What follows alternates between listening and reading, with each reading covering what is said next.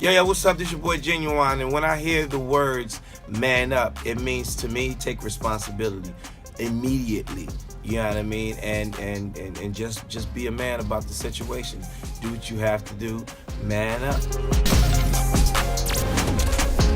What's up, family? In studio in Atlanta, Georgia. It's my home, baby. With that dude, my friend, my confidant. He too knows where the bodies are buried. Dr. Alduan Tartt. What up, man? What's going on, KD? It's a lot, man. I thank you for being a part of this show, and I thank you for your friendship over the years, too, brother. I mean, you've given me some nuggets that I've been able to hold on to that made me a better husband, made me a better man, and so I want to say thank you. Well, you know it's mutual, man. We need each other. Now, let's jump right into this thing. All right, let's do it. Okay, right. So we don't really like to talk about it a lot, particularly dudes. Well, we might talk about it around ourselves, but the whole concept or the idea of cheating. Okay. Let me ask you this. Now, I know what you're going to say, but men who cheat, infidelity, most of the time, you know, you think about them as numbskulls. You think about them as bad dudes. Can a good man cheat? Absolutely. Absolutely, good man. Break that one down, brother. All right, I know.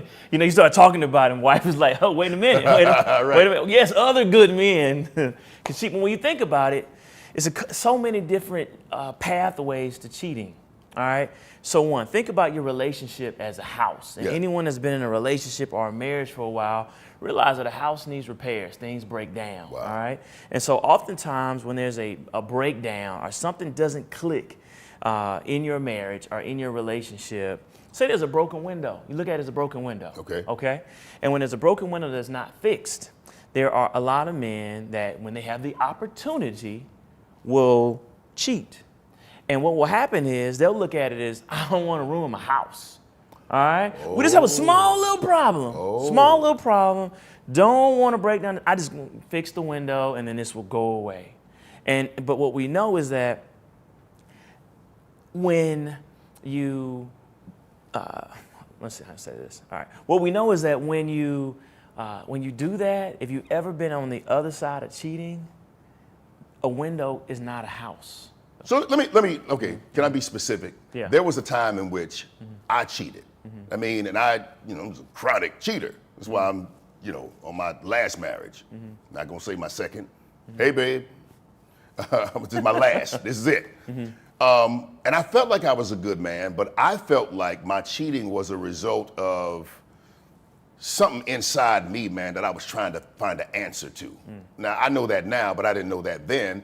But, it was, to me, a way to express myself that I couldn't express myself in other ways. Now, I know I'm getting in trouble when I say it, but I know you probably understand when I say it. Maybe, I hope you do. No, when you sit down and you talk to men and you get the whole story, you start to realize that we're not perfect beings, all right? So one of the things that we know... But ain't that an excuse, though? No, it's not. No, it's not an excuse. Okay, when you're talking to your wife, or if your wife is talking to you and she's done the cheating, yeah, it sounds like excuses. Right. But if you really want to, but you know what, all the huffing and puffing and fight, it doesn't take away the desire to do it. Whoa. It doesn't take it away. You just have shame, you just have remorse, guilt. but the desire to do it doesn't go anywhere unless you tap into what's really driving that desire, all right? And it's multiple pathways for people. Let's talk about a few of them, all right? Sometimes it's a revenge type thing. Okay. All right, it can be passive aggressive. All right, you feel like you're in a relationship, you're not being supported, and you try to get them to listen, and they don't listen, and the opportunity presents itself. All right, and then passive aggressively, there's a door that's open. And for most people, cheating doesn't happen. It's not overt. It's not like saying I'm gonna go cheat. Right. All right. What happens is there's an unmet need. Okay, it could be for validation. It could be for appreciation. It could be for attention. Wow. It could be for excitement. And it's there in the background. It's there, all right? And it's existing.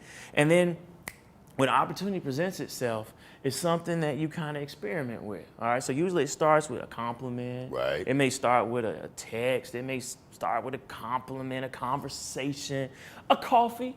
A coffee you don't necessarily, when your wife asks you how was the day, you don't say, yeah, I had coffee. With a woman that listened to all my dreams and ambitions, uninterrupted, all right? And so you kind of have a blind spot. Right. And then it gets to a point where a boundary is crossed and then you cheat. Okay. All right? Another one is that oftentimes you see men cheat, if you want to be real about it, all right, when they are missing something. So you see a lot of men cheat when there's a midlife crisis. Okay. They are searching, or they are yearning for something more in life. And so there's a chase. But women say this, women say, I'm missing something too, but I didn't cheat. You kind of get it, right? Well, you know what, Katie, you know what the latest research shows? Is that women cheat at the same rate as men now. They cheat at the same rate, okay? So one, it's all about opportunity. Here's the thing. Part of this is temptation. The more temptation you have, the more willpower you have to have. And if you don't have enough willpower to match the temptation, you're in trouble. And so we see this with men two directions. One, we see it with men when they get a promotion, all right? So life is going well. They are up. They feel good about themselves. And so now a different type of woman is attracted to them. Before they go and no one's paying attention to them, but now you have a hit song, now you're head of the company, now you're traveling more, now you have this position of power, and women are attracted to power. Okay. All right, same man, same marriage, now more temptation, all right? That's what we know with a lot of NFL, NBA, athletes, entertainers. The character was always where it needed to be, but the temptation was higher than the character, okay? And the average man needs more character, more willpower when it comes to temptation. Now, same thing with women. What they found is that when opportunity, when there's travel, when there's stress, and when there's a bonding activity with kind of a work husband, all right, or a work brother, those things can happen. So you said something a while ago I thought was very interesting, and it gave women that heard it, that made them feel, you know, some type of way. Okay, you made the statement, and I'm gonna bring it to you. You know what I'm gonna say. That men cheat down and not up. Break that down. Okay. All right. So when we think about a relationship as a house, all right, say the house has a broken window. Right. Okay. Men don't want to go out and get another house. All right. My wife is fine. Just the intimacy, or maybe there's some boredom, or we're not connecting. Or maybe it's just this girl and I can't get her out of my mind, or maybe something came up on Instagram, something captured me and it won't let me go. But I don't have any problems with my wife, all right? So let me just go and have a relationship or an affair, all right, and fix the window in the house, all right? So when that relationship breaks down, what we know is that 5% of people stay with the person they cheated with, all right? They don't ever go to the person that they cheated with. Why? Because a window does not replace a house. All right, and so when men cheat, they usually cheat for someone to look up to them. So sometimes in relationships it can get toxic to where you're complaining too much, or you're just simply not expressing appreciation. Katie, you're a man. I'm gonna put it out there. Every man I talk to in my office, they complain about feeling underappreciated. Okay. If I move the table, if I take trash out, I expect my wife to say, "I appreciate you taking trash out." Yes. It's raining out there. What's wrong There's with a thunderstorm. Yeah. Right? They feel like that's our job. That's what you're supposed to do. I know we talked about this, but can I give this to you real quick? Like in my house, stop me if I'm going too deep and I can't recover from my crib. All right. So I noticed the difference between how my wife appreciates me, celebrates me, and how she appreciates and celebrates my son. Sometimes, if I can be honest, I feel some type of way about it. Because if she's tired, if she doesn't feel like it, some kind of way, the energy just, whoa, I'm gonna get it from somewhere because I've got to do this for him. Now for me, I know it's my son, I want him to have a great mom, she's the best mom in the world. However, I feel like, whoa, well, I got some needs too. And you told me you was tired and you said no, but you never tell him no. Help me and all the other brothers. Well, what we know, this is the realism, is that just because we're men doesn't mean that we don't need attention and we don't need affection. Matter of fact, what we know, in order for the ego to feel good, for anyone, it's a 5-to-1 ratio. 5 positives for every negative. All right, you know this, like when it's a job. 5 positives. 5 positives. So I need to hear 5 things that are good about me before you give me a criticism. Whoa. Otherwise, a relationship doesn't feel good. Wow. All right, and so when men cheat, they tend to cheat down for a woman to look up to him. She's just glad you're there.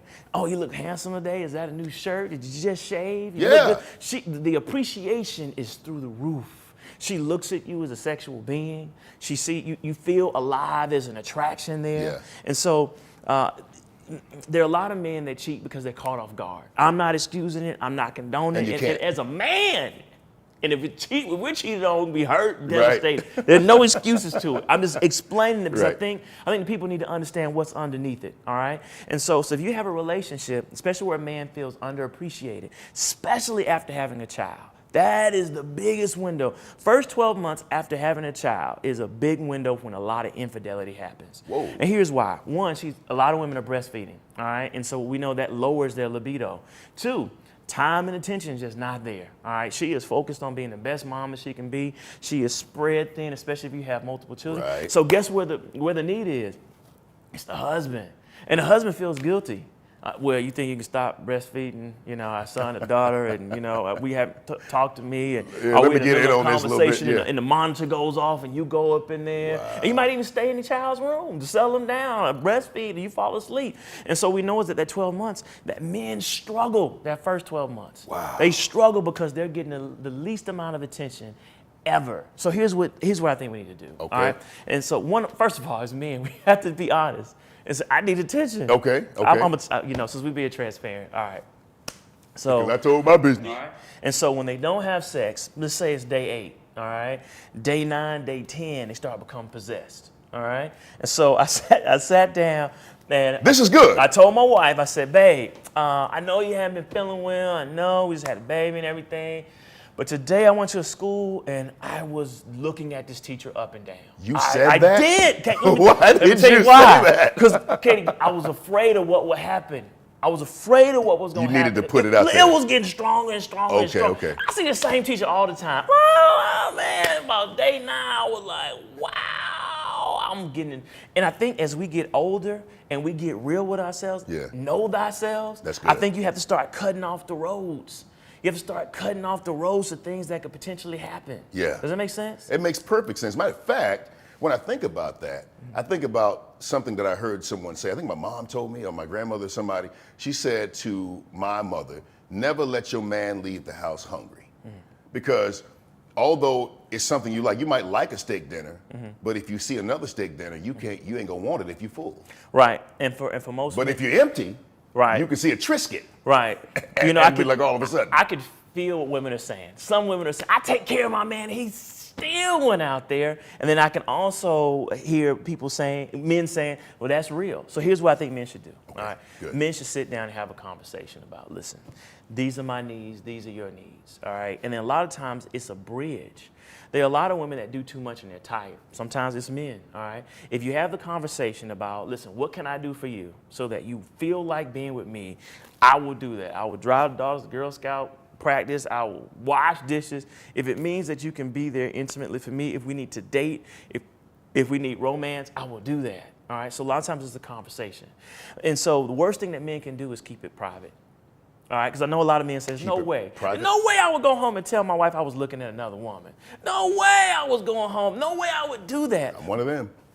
Yes, but that's the critical conversation that you have, because where does that desire go if you're not expressing it? But what if she can't handle that, though? What if she can't handle the fact that, hey, you said, well, so am I not enough? She starts feeling some kind of way, I mean? Well, women are grown, all right? And what's the first thing they say when you do cheat? Why do you tell me? Yeah. All right, and I can tell you from dealing with couples after infidelity, that's usually, since we're talking about men, where the man opens up. Okay. All right, you really want to get real about this? All right, I know we're on the Word Network, so I'm going to keep this PG. Hey, keep it PG. I'm going to keep PG, all right? But it's real, okay? So having a conversation with a guy, and he said, listen, I'm having trouble with my wife, all right? I've cheated on her numerous times, all right? And I don't want to cheat anymore because this time, Katie, I'm sure she's going to leave me. I don't want to lose my marriage. I don't want to lose my kids. I don't want to do it.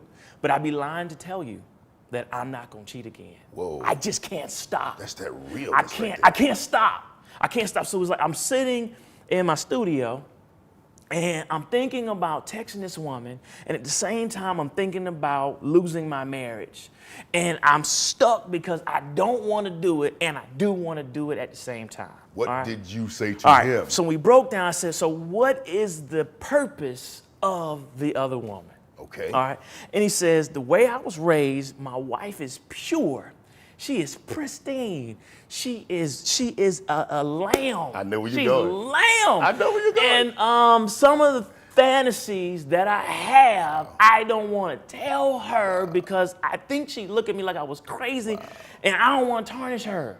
I don't want to tarnish her. All right? And so I told him, I said, go home and tell your wife why this other woman exists. Okay. He was like, are you nuts? So she knew he had been cheating. She knew. And she said, if you do it one more time, I'm out. Oh, wow. All right? Okay. And he knew.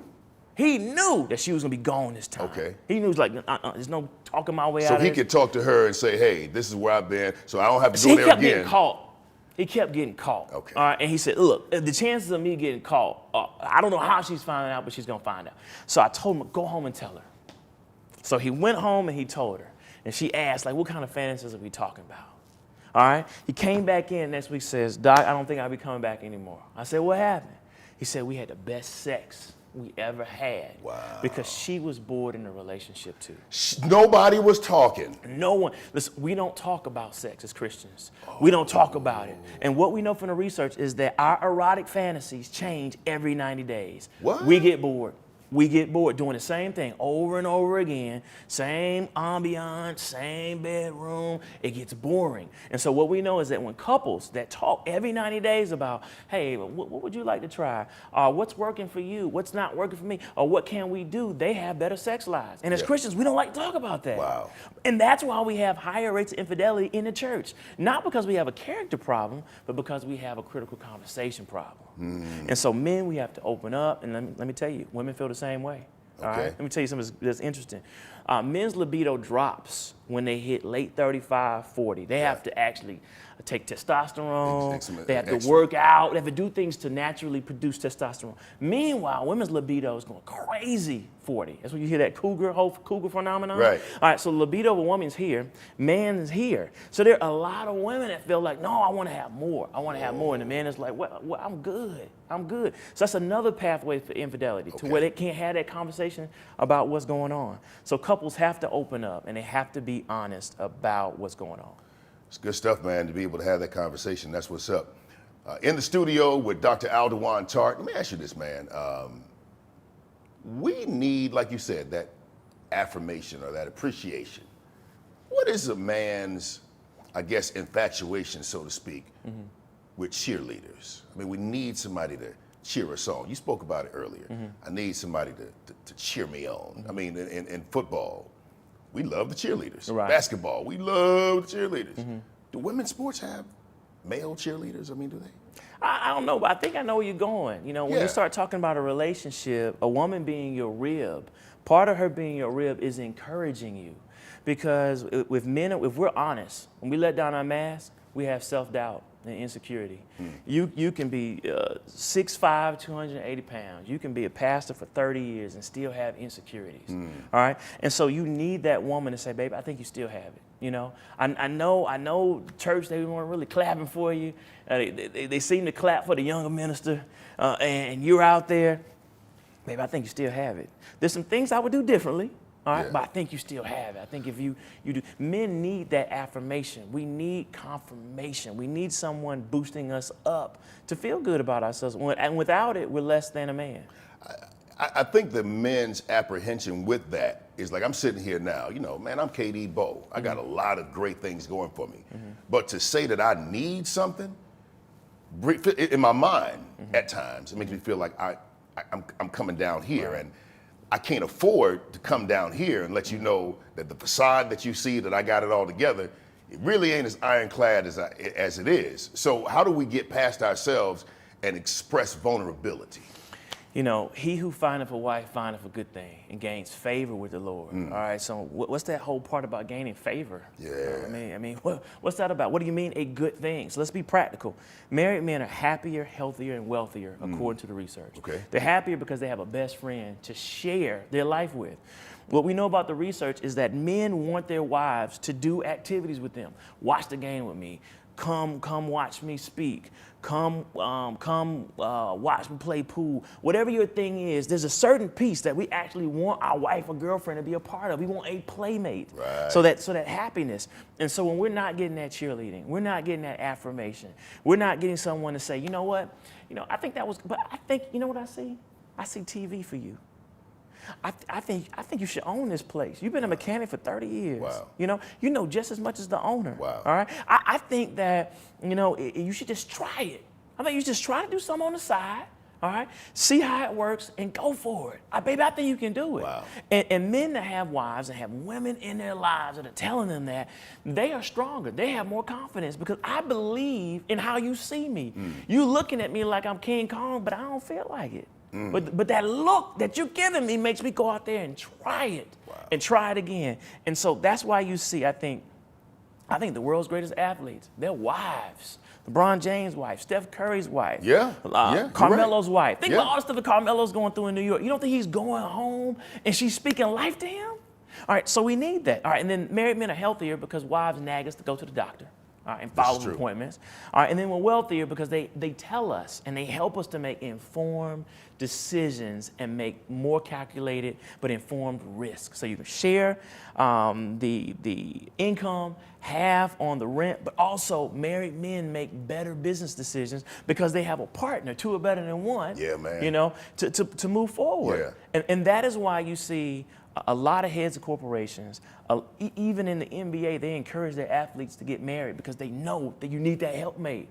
So listen, I'm supposed to follow you in business, but you don't have a family? I'm just keeping it real. Whoa. I'm not knocking anyone that's single. I'm not. Yeah, all right? I feel you. But when you start thinking about your comfort level and you think about a man that has to provide for his wife and kids, you start thinking about integrity. You start thinking about responsibility. You start thinking about this man has someone that's going to keep him in line. Yeah. That's going to help him with his willpower. So, we know that marriage benefits men and the wives do a lot for them. It's good stuff, man. As always, man, you always bring a wealth of information.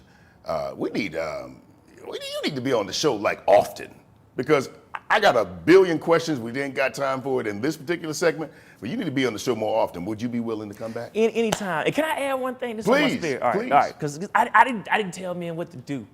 Okay, all right, good. All right. So a lot of men, since we're talking about men and cheating, sometimes everything's perfect in the marriage. Okay. Everything's perfect. There's not a problem, not a complaint in the world. Your wife is amazing. All right. But it's a willpower problem. All right. When temptation comes, you just can't resist. Right. You just can't. Now, no temptation, you're fine. But temptation comes, you have a problem. And so what we realize is that men can increase their willpower. So that means they're spending more time in prayer. They're working out more. They are doing things that are on a consistent basis. They're meditating. They're doing yoga, prayer. They are doing things to increase their willpower. Yeah.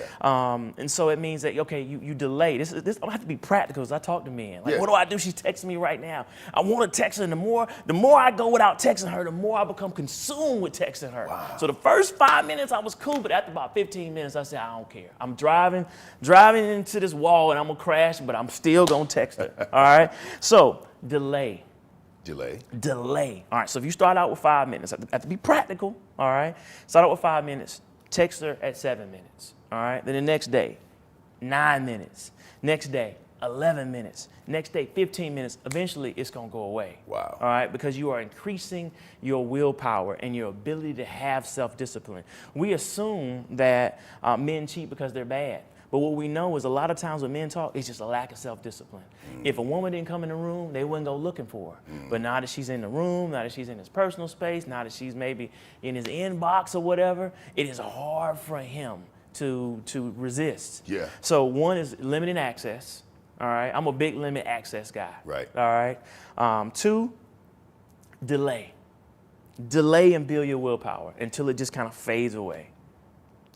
Let me give you this, and one final thing that I want to share is that if you are a brother that you feel you find yourself being pulled in the wrong direction, probably one of the first places you need to look is your circle, because if you hang around 5 cheaters, chances are you're gonna be the 6th. See, successful people talk about successful things. Great people talk about great things. People pursued by or overwhelmed with purpose, they talk about purpose. So that's why I tell you, you've got to join the Man Up community, because it's a bunch of brothers that are going where you're growing. And so it's bash-free, it's judgment-free, but the truth is, we're all men and we understand. So manupcommunity.org, Dr. Alduan Tartt, I appreciate you for being here, man. Anytime. This dude is showing you how to man up. This season on Man Up with KD Bowe, couple of years ago, man, I went through probably one of the biggest periods of my life with my marriage. When you say challenge with your marriage, what do you mean? Man, just not really showing up as a man. There was some infidelity. There were a lot of secrets, man. You told him? Hey, what up? This your boy Ricky Smiley, man, and you are watching Man Up with my boy KD Bowe. All right?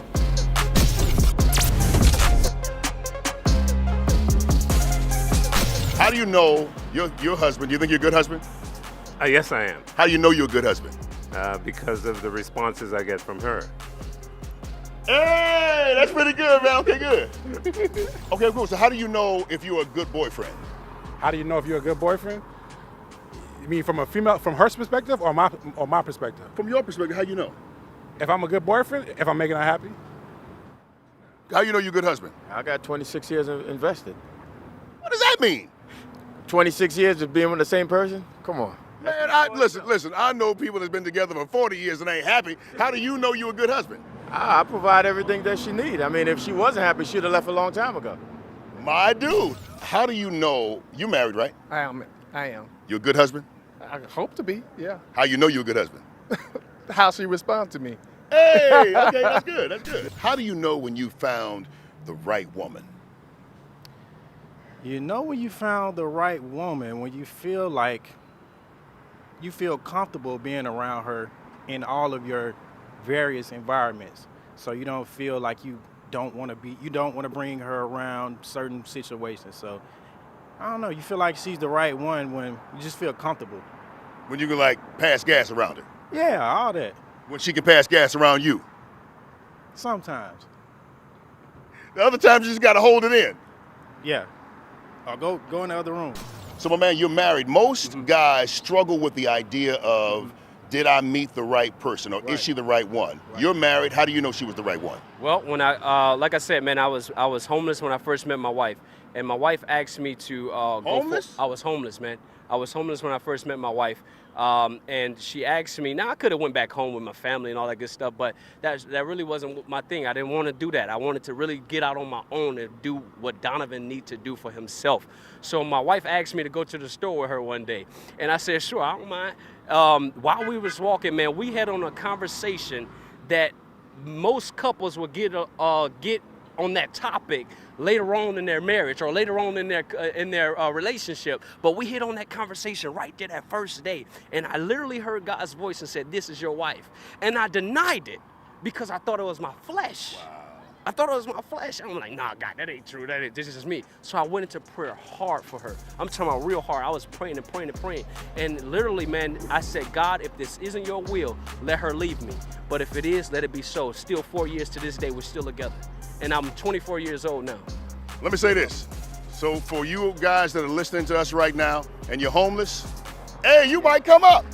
Move to Atlanta. And then for those of you women who are walking past that homeless dude, give him a couple of dollars. Yeah. You don't know, that might be your boo. Exactly. No, it ain't your boo. I'm just